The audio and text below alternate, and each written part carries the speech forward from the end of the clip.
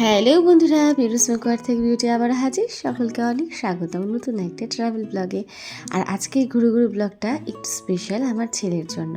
যাই হোক, আশা করি তোমরা প্রত্যেকে খুব ভালো আছো। আমি তোমাদের ভালোবাসা আশীর্বাদে পরিবার সহ ভালো থাকার চেষ্টা চালিয়ে যাচ্ছি। সত্যি কথা বলতে বেশ কয়েকদিন ধরে বিভিন্ন কারণে আমার শরীর একদম ঠিক যাচ্ছে না। তো এই ব্লগটা 1 মাস পর আমি শেয়ার করছি। নিজেরও খুব খারাপ লাগছে, কারণ শ্বাসকষ্ট, তারপরে জ্বর, সর্দি, কাশি, পেটে ব্যথা, তারপর ছেলের স্কুলের পরীক্ষা সব নিয়ে দেরি হয়ে গেল। সবাই hi guys, hi guys, hello guys বলে তো কোথায় যাচ্ছি? হ্যালো গাইস, আমরা কোথায়? হাই গাইস, আর কমেডি যাচ্ছে মানে ওয়াটার পার্ক। আমাদের আদরের প্রমিসা রানীর কথা শুনে তো বুঝতেই পারছি আমরা কোথাও একটা যাচ্ছি। হ্যাঁ, আমরা গিয়েছিলাম সেদিনকে মায়েরা মিলে বাচ্চাদেরকে নিয়ে ইকো পার্কে। আর সত্যি কথা বলতে 12ই ফেব্রুয়ারি দিনটা আমাদের কাছে ভীষণ স্মরণীয় একটা দিন, কারণ বাচ্চারা ভীষণ আনন্দ করেছে। নাচানাচি করতে করতে আমরা প্রায় পৌঁছেও গেছি ইকো পার্কে। গিয়েছিলাম আমি, মহুয়া, মহুয়া মানে আরশির মা, প্রিয়াঙ্কা, প্রমিসার মা, রাজদীপের মা ডলি, আর ওই দিকেই ছিল আমাদের সৌভাগ্যের মা দেবলীনা। মানে আমরা এই কজন মিলে গিয়েছিলাম। ভিতরে ঢুকে এবার আমরা বসে পড়েছি চাদর টাদর পেতে। এবার খাওয়া দাওয়া শুরু হবে। বেশ অনেকটা সময় হয়ে গিয়েছে দুপুরে, তখন বাজে প্রায় 1:30টার মতো। এবার তো আমাদের দুপুরে খাওয়া দাওয়াটা সেরে ফেলতে হবে, বাচ্চাগুলোর খিদে পেয়ে গিয়েছে। আমরা খাওয়া দাওয়ার অ্যারেঞ্জমেন্ট বাইরে থেকেই করেছিলাম, আর এই অ্যারেঞ্জমেন্টটা করেছিল কিন্তু সম্পূর্ণ দায়িত্ব সহকারী মহুয়া। আর খাওয়ার দাওয়ারে কোয়ালিটি নিয়ে কোনো কথা হবে না, এত ভালো করেছিল। প্রত্যেকটা বাচ্চা তৃপ্তি করে খেয়েছে, ওদের একদম ঝাল লাগেনি। আর মহুয়া সেইভাবেই রান্না করতে বলেছিল। আচ্ছা, ছিল হচ্ছে mix fried rice, chilli chicken, papad, আর ছিল চাটনি পাঁপড় আর চিপস, মিষ্টি ছিল শেষ পাতে। এত কিছু খাবার দাবার খেয়ে তো আমাদের পেট পুরো ভর্তি। আর খাওয়া দাওয়া শেষ করে বাচ্চারা এখানে খেলাধুলাতে মশগুল, আর আমরা বেশ গল্প গুজবে মশগুল হয়ে পড়েছি। মাঝখানে যদিও আমরা একটু করে ছবি তুলবো বলে সিদ্ধান্ত নিয়েছি, কারণ ছবিপত্র তোলা হয়নি তখনও। আর বাচ্চারা এখানে খেলাধুলা করুক, আর ওইদিকে আমিও এই দিকটাতে চলে এসেছি। এবার সবাই মিলে একটু গ্রুপ ছবি তুলবো, সিঙ্গেল ছবি তুলবো, সমস্ত কিছু। তো চলো ছবি তুলি। আর তারপর এনারা এখন খাচ্ছেন হচ্ছে জুস। আর এই জুস খেতে খেতে মানে ওনাদের এখন ব্রেক চলছে, মানে খেলাধুলার একটা ব্রেক টাইম চলছে, জুস টাইম এখন, তাই জুসটা খাচ্ছে। তারপরে আবার এদের বদমাইশি শুরু হয়ে যাবে। আর এরই মধ্যে আমরা তো হাজমোলা খেয়ে যা খাবার খেয়েছি তা হজম করার চেষ্টা করছি। তারপরে আবারও গল্প শুরু। গল্প বলে শুধু গল্প, পিএনপিসি চলছে, বাচ্চাদের পড়াশোনা নিয়ে কথা চলছে, কারণ তারপরেই আমাদের বাচ্চাগুলোর পরীক্ষা, ফাইনাল পরীক্ষা বলে কথা। তো চলো, এবার আমরা অনেকক্ষণ বসে থাকার পর প্রায় বিকেল, তখন মোটামুটি 4:30টার মতো বাজতে যায়। এবার আমরা 7 ওয়ান্ডারটা ঘুরে দেখবো, তার জন্য বেরিয়ে পড়লাম।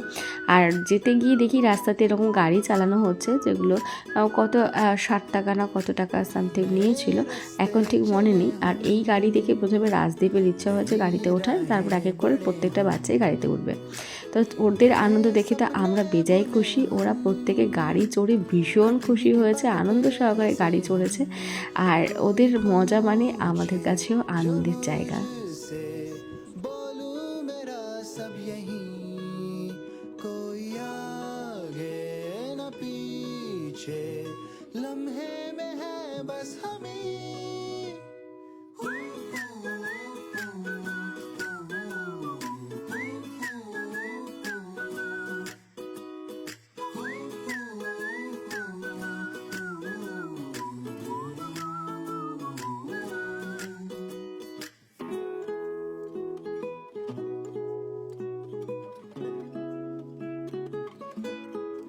তো এবার আমরা এখন যাচ্ছি 7 ওয়ান্ডার দেখার উদ্দেশ্যে। আর আসলে বাচ্চাগুলো অত তো বুঝবে না, যতটুকু বুঝবে ততটুকু। কিন্তু আমার ছেলে অলরেডি বেশ 2-3 বার ঘুরে গিয়েছে ইকো পার্কে তার বাবা মায়ের সাথে, কাকার সাথে। যেহেতু আমার শ্বশুরবাড়ি থেকে ইকো পার্কের দূরত্ব ওই 30 মিনিটের মতো, তো আমাদের মাঝে মধ্যে আসা হয়।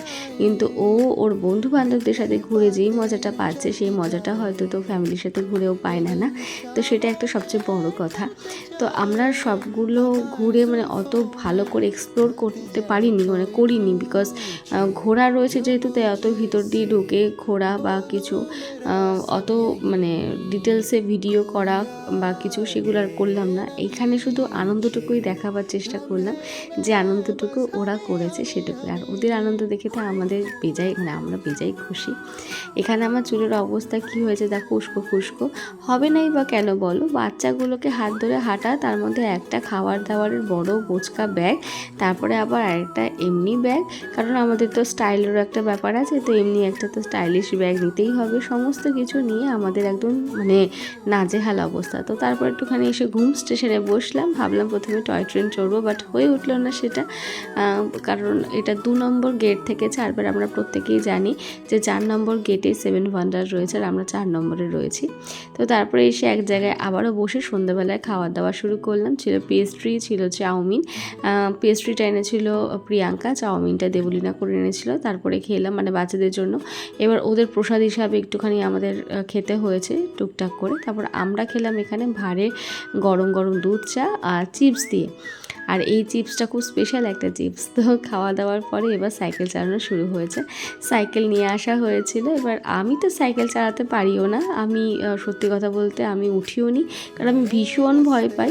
সাইকেলে যতবার উঠে বসেছি কারোর সাইকেলে, মানে আমার মামাতো বোনের বা কারোর, ততবারই উল্টে পড়েছি। তো সাইকেলের প্রতি আমার খুব একটা অনীহা। তো যাই হোক, এবার ওরা খুব আনন্দ করেছে, ওদের ফটো ভিডিও তুলে দিলাম। বাচ্চাগুলো দৌড়ে ঝাঁপিয়ে আনন্দ করেছে। দেবলীনা, ওইদিকে প্রিয়াঙ্কা, আর ওইদিকে মহুয়া আর ডলি, ওরা প্রত্যেকে সাইকেল চালিয়েছে, বাচ্চাগুলোকে নিয়েও চালাবার চেষ্টা করেছে, বেশ মজা করেছে। আর বাচ্চারা তো বেজায় খুশি হয়ে গিয়েছে যখন সাইকেল চালাচ্ছে কেউ, ওদের পিছন পিছন দৌড়াচ্ছিল। বেশ অনেকক্ষণ সাইকেল চালিয়ে মজা টজা করলাম। আর যতটুকু আমাদের খাওয়া দাওয়া খেয়ে আমাদের ওজনটা বেড়েছিল, কারণ এত খাওয়া দাওয়া করেছি, ততটুকুই দৌড়াদৌড়িতেই আর মানে অনেকটা আমাদের ক্যালোরি বার্ন হয়ে গিয়েছিল সেদিনকে। তো চলো তোমরাও দেখো আর মজা নাও। যে প্রায় 7টা বাজে চললো, এবার তো আমাদের বেরোতে হবেই, কারণ ইকো পার্কও বন্ধ হয়ে যাবে। তো বাচ্চারাও তো খেলা বন্ধ করতে পারছে না, কিন্তু কিছু করার নেই। তো চলো আমরাও বেরিয়ে পড়ছি, তারপর গাড়ির অপেক্ষা, গাড়ি ধরে সোজা বাড়ি যাবো। এবার কেমন লাগলো গোটা দিনের ব্লগটা অবশ্যই কমেন্ট সেকশনে জানিয়ে, ভালো লাগে লাইক কমেন্ট শেয়ার করতে। চলো টাটা।